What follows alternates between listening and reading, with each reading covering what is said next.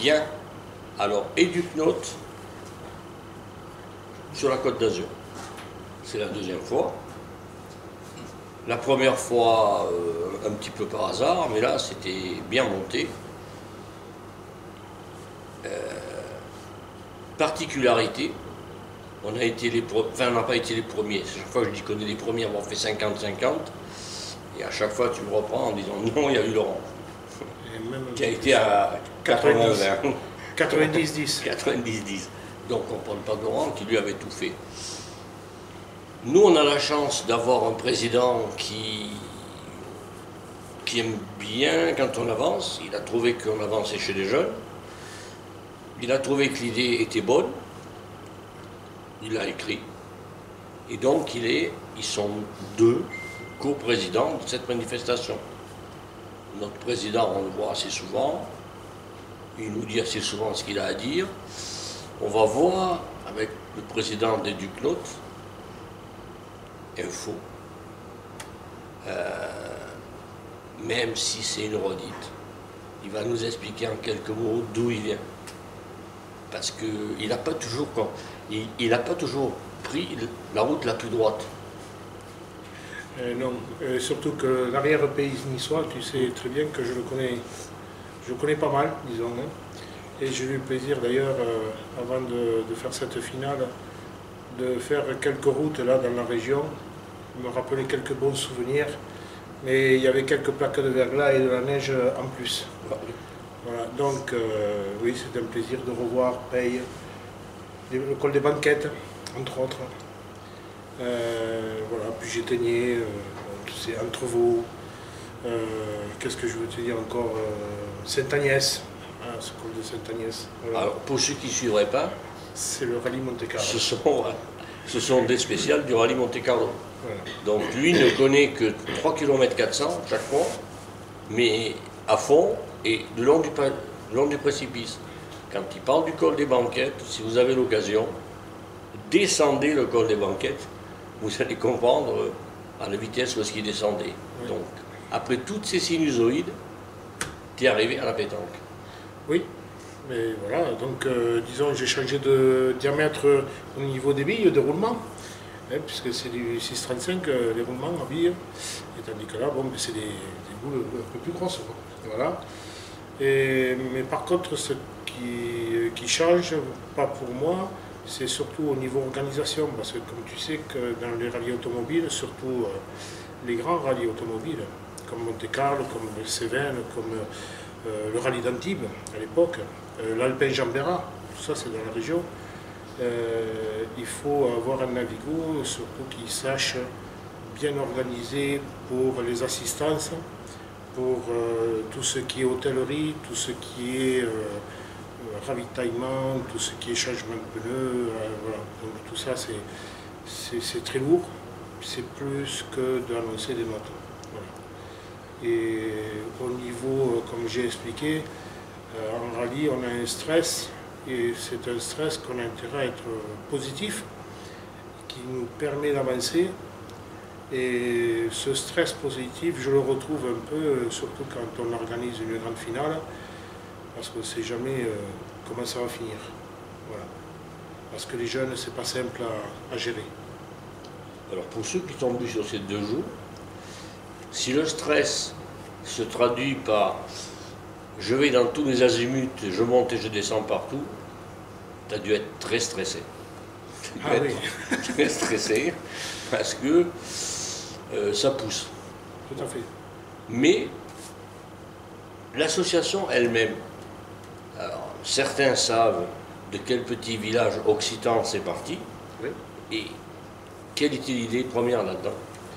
Alors, l'utilité première, c'est parti quand on a passé le brevet BF2, on s'est retrouvé 5-6 éducateurs, et on trouvait qu'il y avait un vide, pour ne pas dire un abîme, c'est ce que j'ai expliqué vendredi soir hein, d'ailleurs, dans la petite réunion, au niveau de la politique jeune. Il ne faut pas se cacher la face quand on voit que disons, la compétition jeune est en chute libre. Donc il était temps d'essayer de trouver un moyen pour faire rêver les jeunes, on va dire, pour les attirer dans ces compétitions jeunes. Et disons qu'on s'est dit, bon, ben, on va essayer de faire un challenge. Et ce challenge, pour moi, c'était assez facile parce qu'on le pratiquait déjà dans notre département, puisque j'étais président de commission jeune dans mon département. Et j'avais instauré, disons, ça s'appelait le challenge La Dépêche. Donc, quelque part, le challenge du jeune, maintenant on peut l'appeler jeune, c'est un petit copier-coller de ce challenge La Dépêche. Voilà. Alors, tout le monde a parlé avec notre président, Joseph Cantarelli. Tout le monde a dit la sienne un peu sur les jeunes, un peu partout, etc. Et tout à l'heure, quand je l'ai ramené, en dernier mot, tout d'un coup,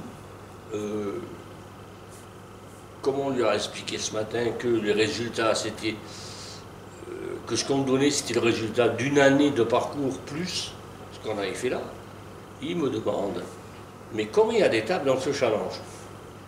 Donc je lui dis, au jour d'aujourd'hui, au moins 25, et il s'en rajoute, Et donc, on peut penser que on œuvre pour la pétanque. Et lui a pris la suite de Michel Desbois, qui lui avait compris. Tout à fait. C'est exact. Parce que Michel Desbois, je l'ai eu, il faut dire, vraiment, on va dire, le hasard fait bien les choses. Hein. Il a été élu à la fédération. Et ça faisait un moment que je tapais du pied auprès de la fédération pour essayer d'avoir quelque chose auprès de la fédération, ne serait-ce qu'une reconnaissance de ce qu'on faisait. Et j'ai envoyé un mail à Michel Desbois, je crois que je l'avais déjà dit, hein. Je l'ai envoyé à 7h14 un matin, 7h19, j'avais la réponse. Quand j'ai envoyé ce mail, je me suis dit, bon, ben, peut-être que j'aurai une réponse dans une semaine, 15 jours, voire un mois. Mais non, je l'ai eu 5 minutes après.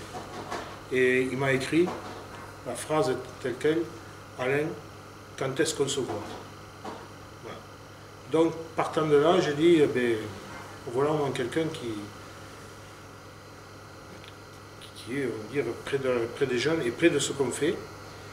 Et je l'ai rencontré en colloque, j'étais présent d'ailleurs, c'était à Mâcon. Rappelle, et il nous a dit, regardez-moi bien dans les yeux, ça va se faire, et je ferai. Et il l'a fait. Et il l'a fait de suite.